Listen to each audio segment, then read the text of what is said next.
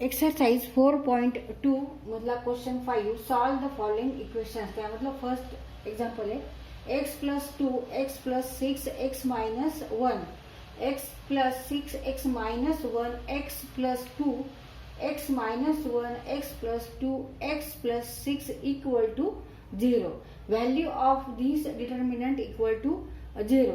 In this determinant there are 9 elements 1 2 3 4 5 6 7 8 9 and 3 rows, first row, second row and third row, and 3 columns, first column, second column and third column. Therefore order of this determinant is 3. तर ह्या determinant मध्ये 3 रोज आहेत आणि 3 columns आहेत आणि 9 elements आहेत, 9 घटक आहेत, 9 घटक आहेत आणि ह्या डिटर्मिनंटची व्हॅल्यू म्हणजे किंमत किती आहे? 0 आहे. तर इथे आपल्याला काय करायचंय? सॉल्व करायचंय. Solve the following equations. तर इथे हे आपल्याला सॉल्व करायचंय म्हणजे काय करायचंय? तर इथे आपल्याला एक्स ची काय काढायची आहे? व्हॅल्यू काढायची आहे. इथे एक्स आहे, इथे एक्स आहे, इथे एक्स आहे, इथे ह्या सगळीकडे एक्स एक्स आहे. तर ह्या एक्स ची व्हॅल्यू काढायची की जी एक्स ची व्हॅल्यू ह्याच्यामध्ये आपण ठेवली तर ह्याची व्हॅल्यू, ह्या डिटर्मिनंटची व्हॅल्यू 0 येणार आहे. म्हणजे ह्याच्यात आपण जर एक्स ची व्हॅल्यू काही असेल ती ठेवली, इथे ठेवली, इथे ठेवली, इथे ठेवली आणि आपण हा डिटर्मिनंट एक्सपान्शन फॉर्म्युला वापरून सॉल्व केला तर त्याची व्हॅल्यू किती येणार आहे? ह्या डिटर्मिनंटची 0. तर हा एक्स आपल्याला काय करायचा आहे? फाइंड आउट करायचा आहे. फाइंड आउट करायचा आहे आपल्याला एक्स ची व्हॅल्यू किती आहे, एक्स ची व्हॅल्यू किती आहे ते काढायचे आहे. ते आपल्याला काढायचे. आता इथे आपण एक्सपान्शन फॉर्म्युला सुद्धा वापरून व्हॅल्यू काढू शकतो. म्हणजे आपल्याला माहिती आहे एक्सपान्शन फॉर्म्युला मध्ये आपण काय करतो? फर्स्ट रो मधले एलिमेंट घेतो अँड ते मल्टिप्लाय करतो remaining elements which are not in first row and first column. नंतर सेकंड एलिमेंट त्यातून मायनस करतो अँड सेकंड एलिमेंटनी मल्टिप्लाय करतो those elements which are not in first row and second column. नंतर आपण प्लस करतो एक्स मायनस 1 नी multiply करतो remaining elements which are not in first row and third column. ह्याप्रमाणे आपण डिटर्मिनंट सॉल्व करतो एक्सपान्शन फॉर्म्युला वापरून. पण आता इथे आपण काय करू? थोडंसं सोपं करू. आपण प्रॉपर्टीज ऑफ डिटर्मिनंट आधी पहिल्यांदा वापरू. Use here properties of determinant. म्हणजे आपण प्रॉपर्टीज ज्या आहेत त्याच्यानुसार आपण ह्या डिटर्मिनंट वर काय करतो? ऑपरेशन्स करतो. आणि ऑपरेशन्स का करतो? तर पुढे आपल्याला हे सोपं जाणारे हा डिटर्मिनंट सॉल्व करण्यासाठी. आता हा डिटर्मिनंट मोठा आहे.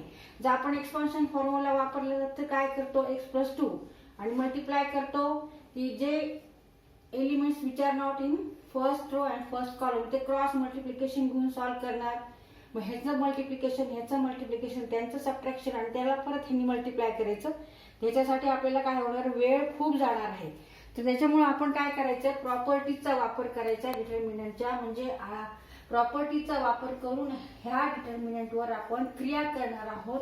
काहीतरी ऑपरेशन्स करून हे पटकन कसं सॉल्व्ह होईल ह्याचा आपण प्रयत्न करणार आहोत. आता त्यासाठी आपल्याला काय करायचे? एवढे एक्स एक्स एक्स इथे आपल्याला नकोय. त्याच्यासाठी आता आपण ह्याच्यावर ऑपरेशन करायचे. तेथे आपण काय करू? रो R2 घेऊ. ह्याचे एलिमेंट्स हे रो R1 मधून आपण काय करू? सबट्रॅक्ट करू. का बरं सबट्रॅक्ट करणार? कारण इथे एक्स प्लस आहे आणि इथे पण एक्स प्लस आहे. मग सबट्रॅक्ट केल्यावर इथे एक्स काय होतील? कट होतील, डिलीट होतील आणि इथे रिमेनिंग नंबर येणार आहे. तसंच इथं होणार आहे, इथं होणार आहे. आणि ह्याच्यावर दुसरं ऑपरेशन आपण काय करायचं आहे? R3 हे जे एलिमेंट्स आहे रो थर्डचे जे एलिमेंट्स आहेत ते आपण फर्स्ट रो मधून काय करू? मायनस करू. जसं इथं केलं तसं इथं पण करू. म्हणजे एक्स एक्स काय होतील? डिलीट होतील, कट होतील आणि इथे असा एक नंबर येईल, इथे नंबर येईल, इथे नंबर येईल. आता आपण त्या पद्धतीने आधी सॉल्व करू. आता आपण रो कोणता चेंज करतोय? सेकंड रो चेंज करतोय. त्याच्यावर कोणती ऑपरेशन करतोय? तर ही ऑपरेशन करतोय R2 मायनस R1 आणि जे आन्सर येईल ते रो 2 मध्ये लिहायचे. आणि दुसरं ऑपरेशन काय करतोय? आपण R3 चेंज करतोय. रो नंबर 3 हा आपण चेंज करतोय. इथे आपण कसा चेंज करतोय? तर R3 मायनस R1 करून जे आन्सर येईल ते रो थर्ड मध्ये लिहायचं आहे. तर तुम्ही हे लिहिताना हे जरी लिहिलं नाही तरी चालतं. फक्त R2 minus R1 by R2 minus R1 and R3 minus R1 and R3 minus R1 एवढं जरी लिहिलं तरी चालतं. We get. तर आता ह्याच्यावर ऑपरेशन करू. इक्वल टू म्हणजे आता आपण फर्स्ट रो वर काहीच ऑपरेशन करत नाही, फक्त सेकंड आणि थर्ड वर आपण ऑपरेशन करत आहोत. हा सेकंड रो आहे. सेकंड रो नंबर सेकंड आणि हा रो फर्स्ट आहे. ह्याच्यावर आता आपण आधी ऑपरेशन करू. R2 minus R1 corresponding elements घ्यायचे. x प्लस 6 R2 चा हा एलिमेंट आहे आणि मग R1 चा त्याच्यातून मायनस करायचा. Minus x plus 2 means x plus 6 minus x minus 2 means x minus x 0. 6 minus 2 काय येणार आहे आन्सर 4. मग आता सेकंड रो मध्ये इथे 4 येणार. तर आधी आपण हा फर्स्ट रो लिहून काढू कारण त्याच्यावर काहीच आपण ऑपरेशन करणार नाही. आणि सेकंड रो मध्ये आपण x प्लस 6 च्या ऐवजी आता काय लिहायचंय 4.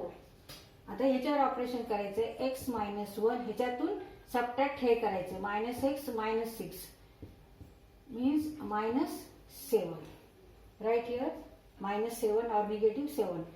x plus 2 minus x minus 1 x cut होतील आणि इथे plus x plus 2 minus x minus 1 आहे म्हणजे x plus 2 minus x plus 1 म्हणजे 2 plus 1 equal to 3.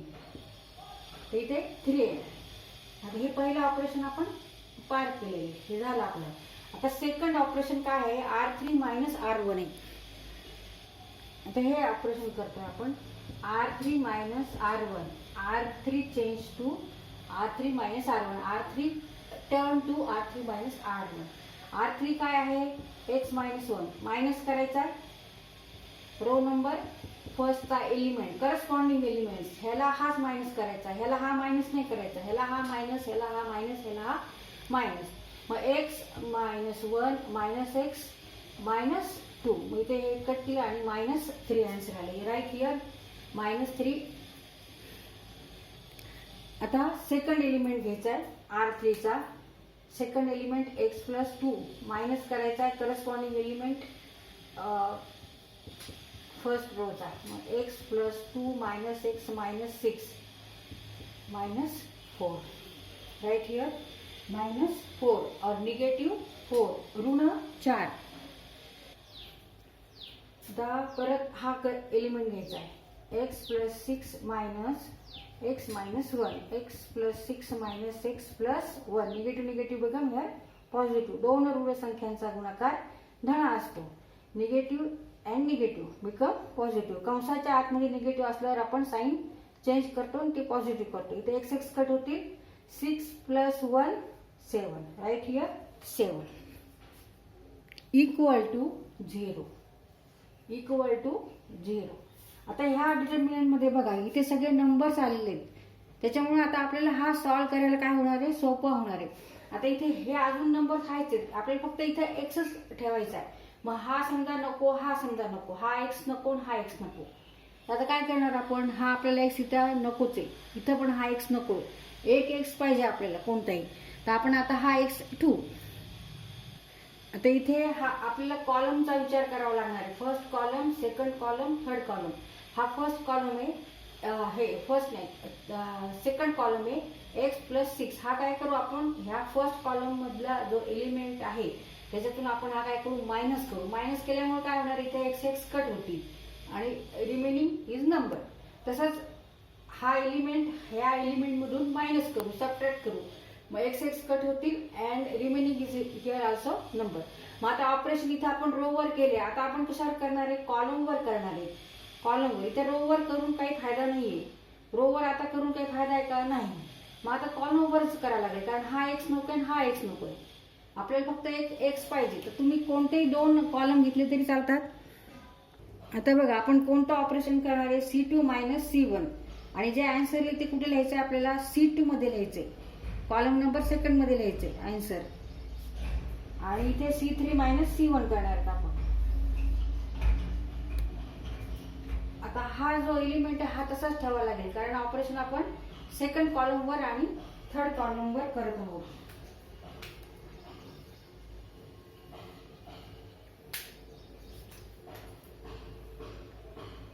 C2 minus C1 लिहून काढू. हा एलिमेंट तसाच ठेवायचा, म्हणजे फर्स्ट कॉलम तसाच लिहून काढू आपण, त्याच्यावर काही क्रिया होणार नाहीये. सेकंड आणि थर्ड वर क्रिया. आता x plus 6 minus x plus 2, मग x plus 6 minus x minus 2 means 4. Answer is 4. So right here 4. आता इथे -7 हा ह्याच्यातून मायनस करायचा आहे आपल्याला. -7 मायनस 4 मीन्स मायनस 11. आता इथे -4 मायनस निगेटिव्ह मायनस -3. इथे negative become positive 3 means -1. Answer is -1 minus 1 ऋण 1. आता थर्ड कॉलमवर आपल्याला क्रिया करायची, चेंज करायचं आहे.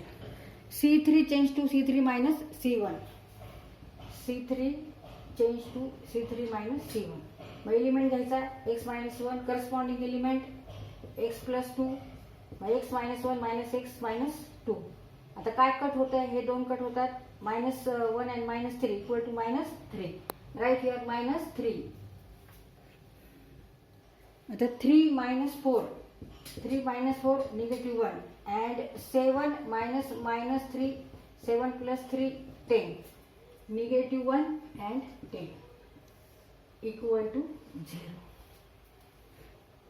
आता इथे हा पहिला डिटर्मिनंट बघा, ह्याच्यामध्ये आणि ह्याच्यामध्ये कम्पेअर करा, तुलना करा. आता हा सॉल्व्ह करायला जास्त सोपा वाटतो ह्याच्यापेक्षा, कारण इथे x कुठे नाही आणि इथे ह्या अशा ऑपरेशन्स प्रत्येक ठिकाणी आहेत. एकदा मायनस एकदा प्लस येते, हे आता इथे नाहीच आहे, कारण आपण इथे हे ऑपरेशन करून हा डिटर्मिनंट काढलेला आहे. आता हा आपल्याला सॉल्व्ह करायचा. इथे आता आपण एक्सपान्शन फॉर्म्युला वापरायचा आहे. मग त्यासाठी आपण काय करतो की पहिल्यांदी फर्स्ट जो एलिमेंट आहे, फर्स्ट रो फर्स्ट कॉलम मध्ये त्यांनी मल्टिप्लाय करतो.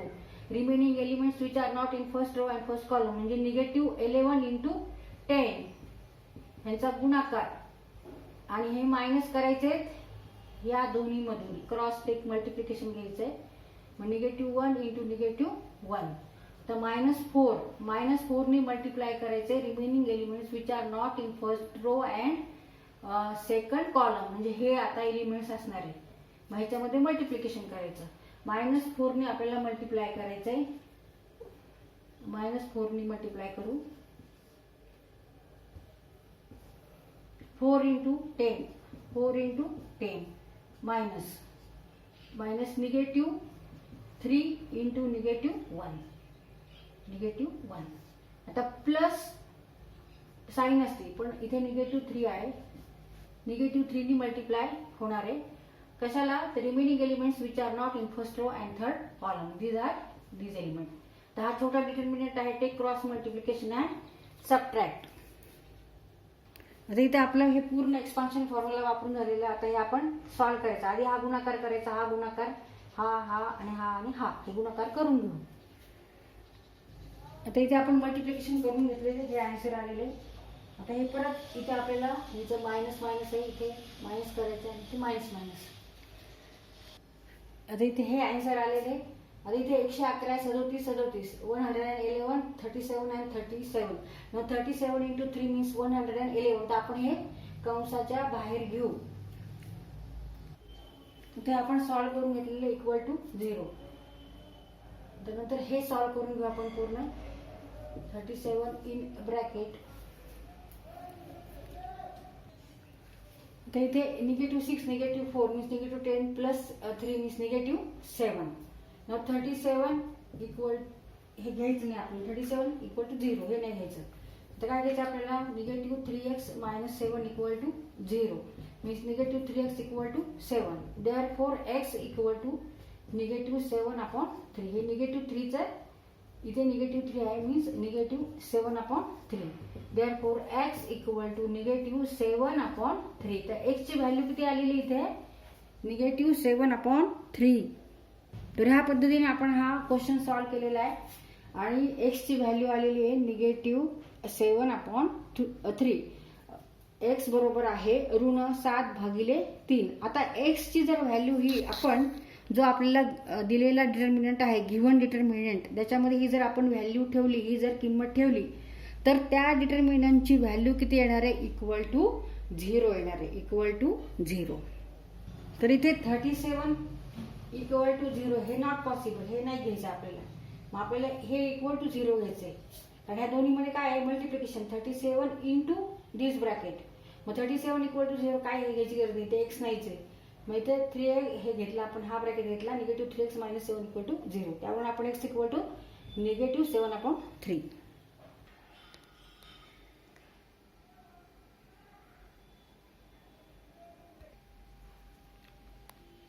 Equal to 0.